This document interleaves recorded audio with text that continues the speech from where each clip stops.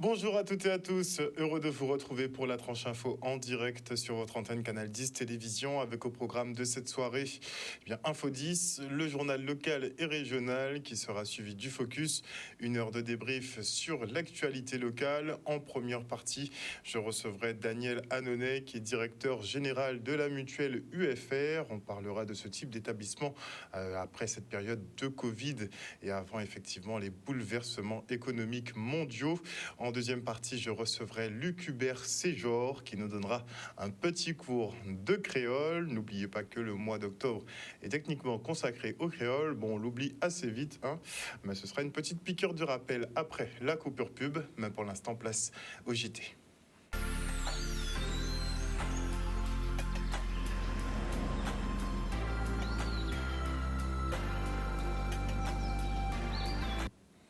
Nous sommes le lundi 17 octobre 2022, jour où Patrice Tacita est condamné à 6 mois de prison avec sursis, 5 ans d'inéligibilité et confiscation de sa résidence principale.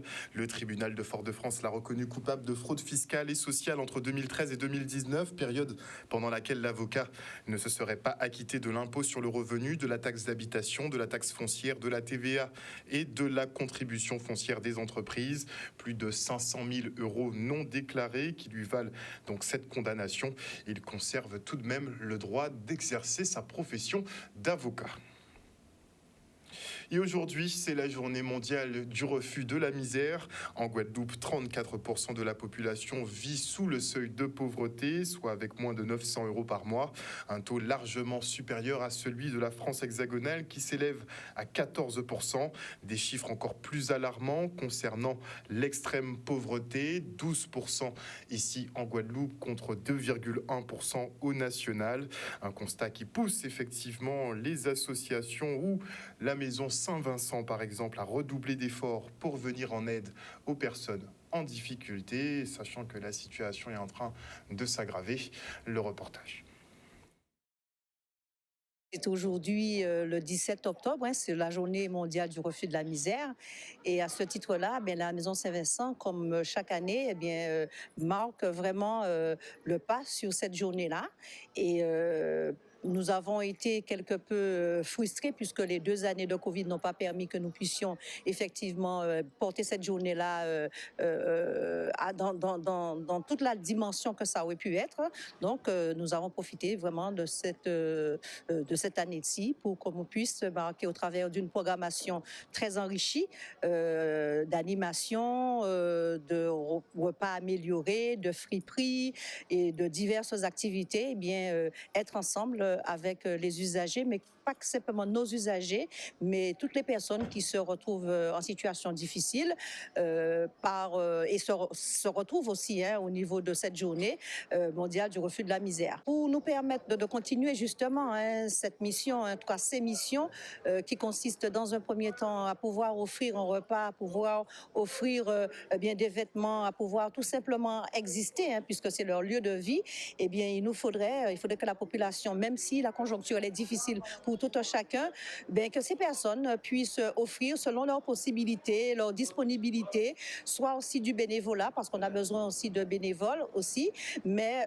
selon leur cœur, savoir tout ce qui a trait à l'alimentaire pour confectionner les près de 150 repas que nous faisons chaque jour, et puis des produits d'hygiène, des produits de sol aussi, et puis des vêtements, donc ce qu'ils peuvent, mais surtout, j'insiste sur le fait que ce qu'on ne veut pas pour soi, il ne faut pas le vouloir pour les autres, ça veut dire les vêtements qui doivent être en état et offrir au pays ici des choses qui sont en état.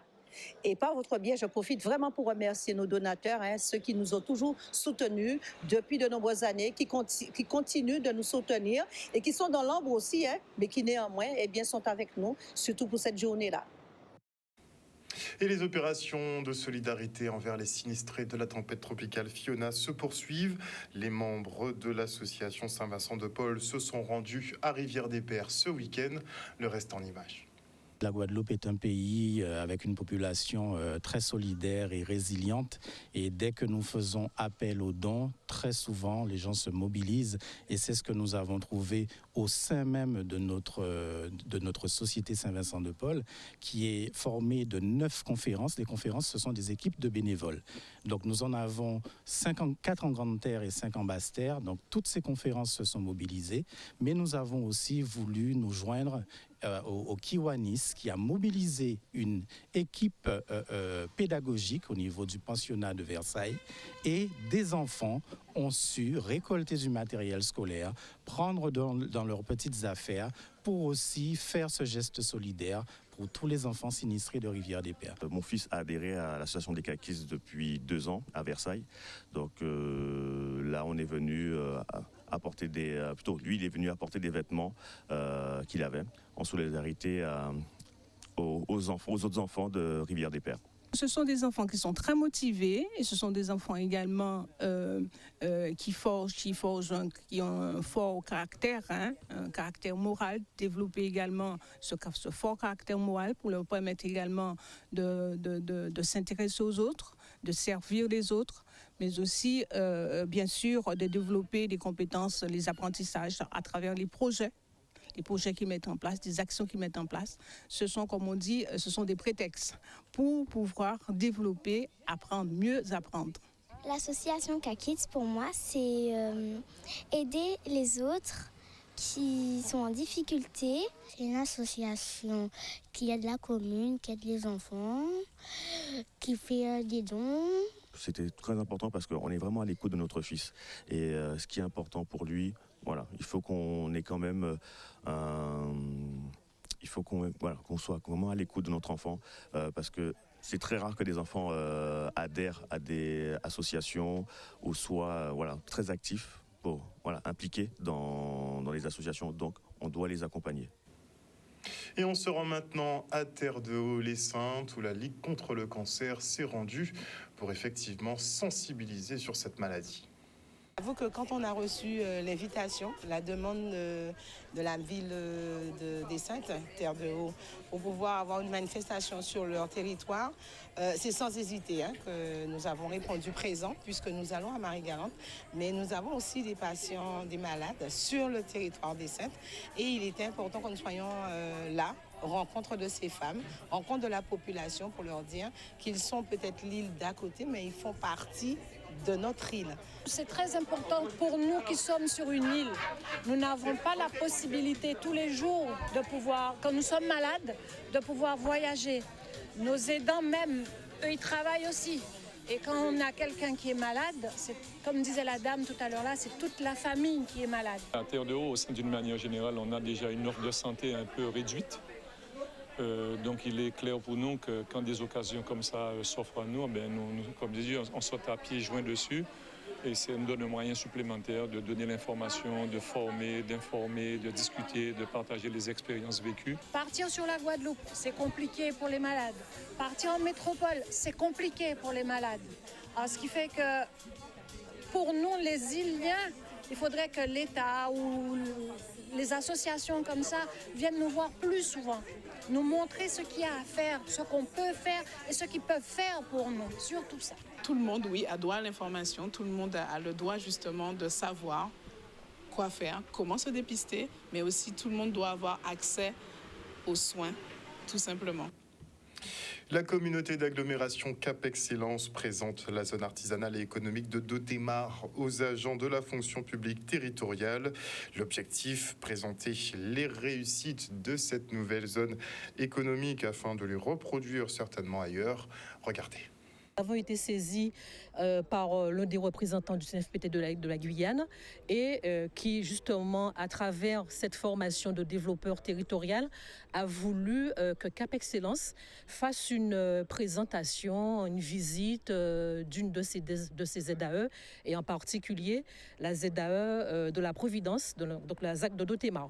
Et c'est tout naturellement que nous avons dit oui, puisque c'est un bel exemple, je dirais, en termes de développement économique, notamment via la norme HQE qui a été défendue lors de la conception de ce projet. Il s'agit aujourd'hui pour moi d'accompagner et de présenter en fait ce qu'on appelle le parc d'activités La Providence à un groupe de collègues qui sont en formation sur le développement territorial. Voilà, donc c'était de leur présenter cette opération phare de l'agglo, mais surtout de la Ville des Abîmes, une opération que la Ville des Abîmes a développée pendant une vingtaine d'années pour amener de l'activité économique sur son territoire. Chaque territoire est différent, ça il faut bien l'entendre, mais il y a des petits ingrédients qu'on peut voir ici, notamment le côté pôle administratif qui crée un flux économique assez important. Le fait d'avoir du temps devant soi, ça c'est des choses qui font que les collectivités vont pouvoir le prendre avec eux dans leur bagage pour les prochains projets. Après, même si la loi a changé, je pense qu'il y a des bonnes choses à prendre sur ce territoire. C'est vrai qu'à la base, nous n'avions que quelques commerces. Pour ne citer qu'un exemple, il y avait Millénis.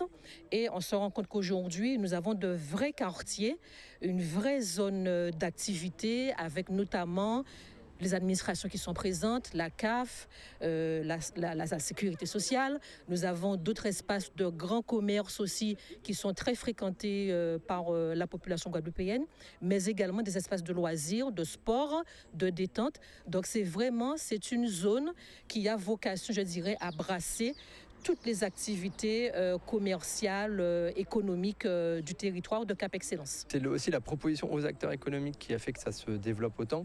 Le fait d'avoir une proposition foncière complète par la collectivité. Et ce qui est très intéressant, c'est comment la collectivité a gardé la main sur la commercialisation petit à petit. Elle n'a pas justement tout ouvert. Elle a permis de faire par étapes. Et donc, quand on voit le résultat, on se dit qu'il y a eu un travail de fond sur 15-20 ans. Et c'est souvent ce temps-là qu'il faut pour ce genre d'activité. C'est vrai que c'est une zone qui a été pensée au départ comme une zone économique, donc purement, j'ai envie de dire, où on avait pensé que les gens viendraient en voiture, s'installeraient, iraient vaquer à leurs occupations et repartiraient. Finalement, il y a une appropriation par la population comme un lieu de détente, un lieu de loisir. Effectivement, à partir de 16h, 17h, les gens y font leur sport et on va devoir adapter, notamment les voiries, pour créer des mobilités douces pour accompagner cette gestion spontanée qu'a eu la population de cet espace. Et notez qu'à terme, la zone de Dotémar devrait s'étendre jusqu'au niveau de l'aéroport Paul Caraïbe. Il n'y aura plus beaucoup de verdure par là.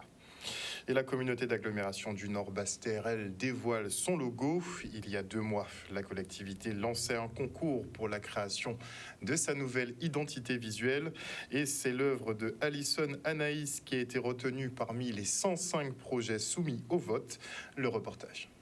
C'est une joie que nous ayons pu dévoiler ce nouveau logo.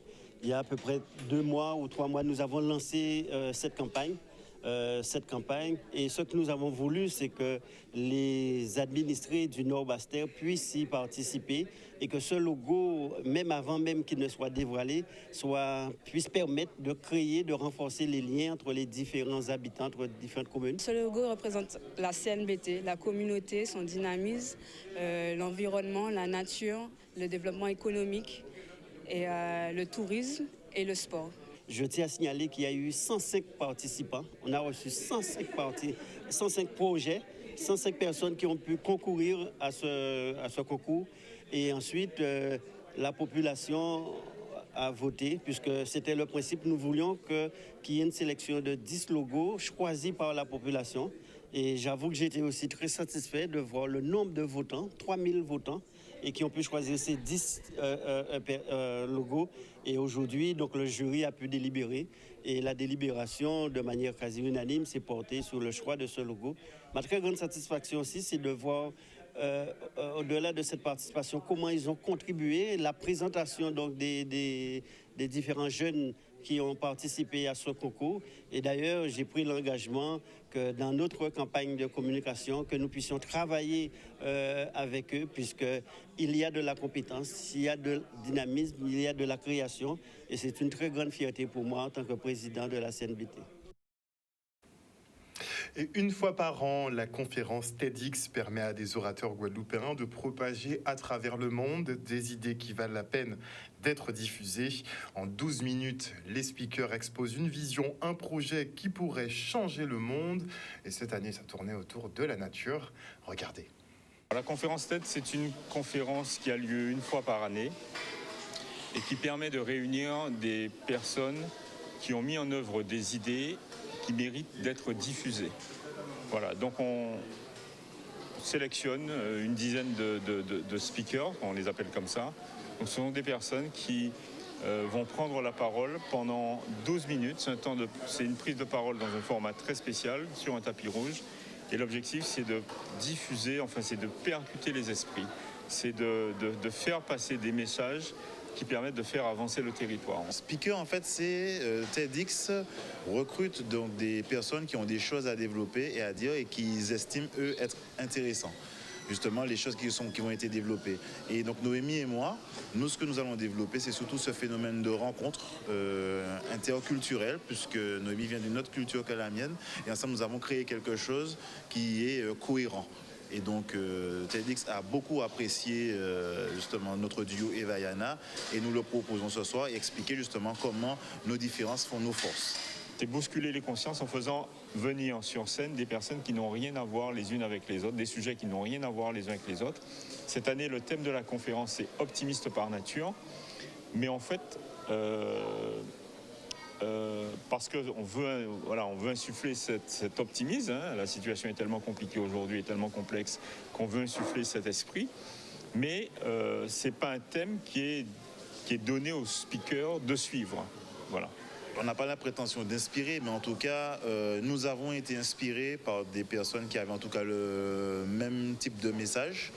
Et comme nous vivons justement pleinement ce concept optimiste par nature, nous le développons et donc nous transmettons donc un talk, ce qu'on appelle les talks TEDx, où on va parler, ce sont des mini-conférences en fait, où on va expliquer comment nous avons fait justement pour développer cet optimisme. Et lauréate de la mission du patrimoine, la maison des aînés de Saint-Claude sera bientôt réhabilitée. Une joie pour les habitants de la ville, contents de conserver ce bâtiment ancien. La municipalité a reçu ce jour le chèque de 200 000 € des mains de la Française des Jeux. Le reportage. Depuis 2018 existe la mission patrimoine avec 2 niveaux de projet, un projet emblématique et l'autre concernant le maillage du territoire. Et nous sommes aujourd'hui à Saint-Claude dans le cadre de ce maillage du territoire. Il est vrai que dans sa globalité depuis 2018, pas moins de 11 sites ont bénéficié du financement prélevé sur les offres illico Française des Jeux et illico Mission Patrimoine et illico et l'auto Mission Patrimoine. Et c'est plus de 100 millions d'euros qui ont été récoltés avec une année record, en l'occurrence 2021, avec 25 millions d'euros. Donc gageons que la population se soit aussi bien mobilisée pour cette édition 2022 de manière à ce que nous ayons un maximum de dons à destination de cette mission patrimoine en faveur de notre patrimoine justement. C'est la suite du fait que la maison des aînés de Saint-Claude était lauréate. Donc aujourd'hui on en reçoit le fruit, donc un chèque matérialisé de 200 000 € permettant effectivement la réhabilitation de cette maison. Donc oui, c'est très important pour Saint-Claude. Pourquoi c'est très important pour Saint-Claude? C'est une maison de près de 90 ans. Nous remercions la ville et puis nous avons hâte de pouvoir prendre possession de cette maison pour pouvoir nous établir, nous épanouir. Enfin, on attend. Nous sommes très impatients. Nous sommes sur un budget grosso modo de 900 000 €. Sur ces 900 000 €, nous avons une participation de l'État à hauteur de 346 000 €. Nous avons la mission Berne, donc la mission du patrimoine de 200 000 € et un autofinancement de la ville de Saint-Claude d'à peu près 330 000 €, en sachant que nous avons d'autres leviers qui sont en cours d'instruction sur des fonds possibles pour la réhabilitation. Donc nous avançons tout doucement et nous allons faire une très belle réhabilitation de cette maison parce qu'à Saint-Claude, comme vous le voyez, vous allez le voir, la ville est en chantier. Pourquoi? Parce qu'on redessine avec l'ancien, avec ce que nous avons déjà. On refait parce qu'il y a une histoire et nous sommes ici à Saint-Claude attachés à cette histoire. Et on enchaîne avec l'ouverture du festival Monde en Vue, le festival international du film des droits humains ici en Guadeloupe, qui cette année est soutenu par le conseil départemental. Le reportage.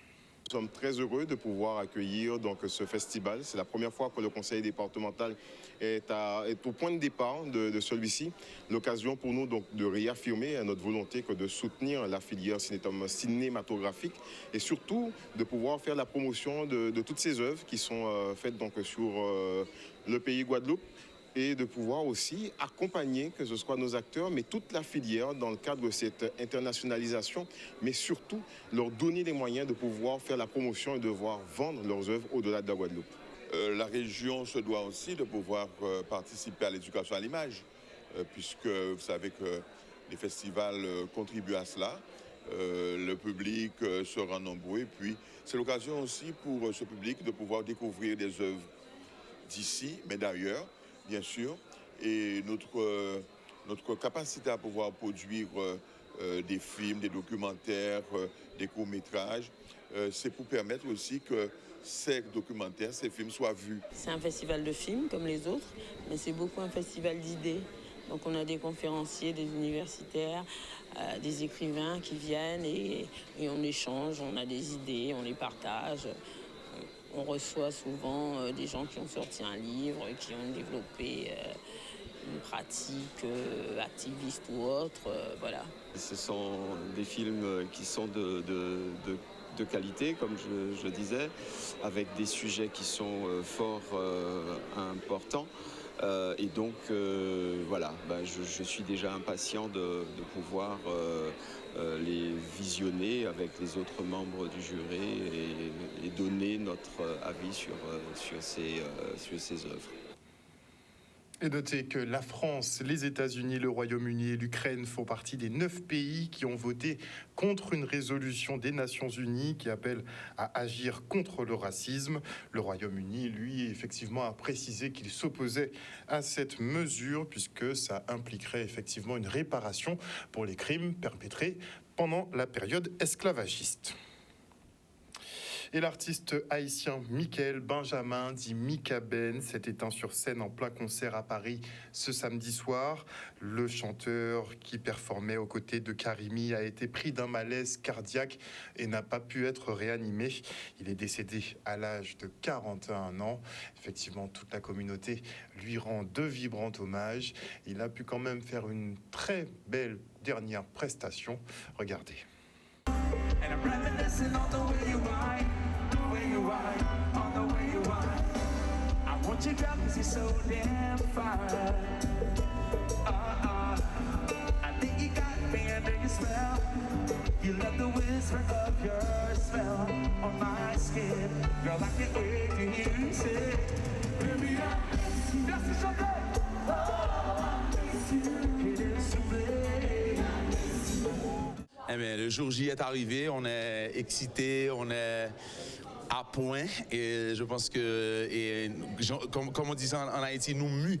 On est mûrs pour la prestation et puis on attend de monter sur le podium pour tout faire péter. Oh ouais, non, je suis sûr, on va assurer, c'est clair. Ça fait longtemps que je tourne avec Karimi et je dois te dire que s'il y a des événements officiels comme celui-là, et c'est difficile de ne pas mettre Mika Ben parce que Baby I Miss You, From Ça Mauvais ou Parti, et les carnavals de Karimi, tout ça, j'étais là-dedans. Donc, et c'est toujours un plaisir d'être avec ces gars. Je suis super heureux d'être ici et puis bon, ça va être au top aujourd'hui.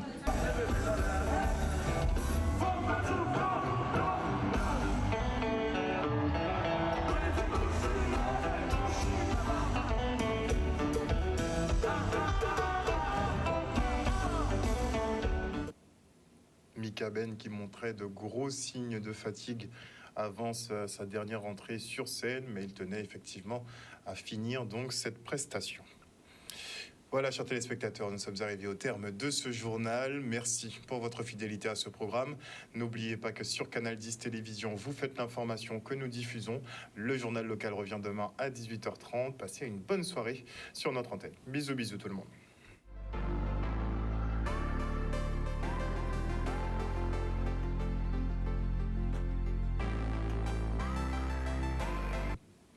À venir dans la tranche info sur Canal 10, le focus en deux parties. La première sera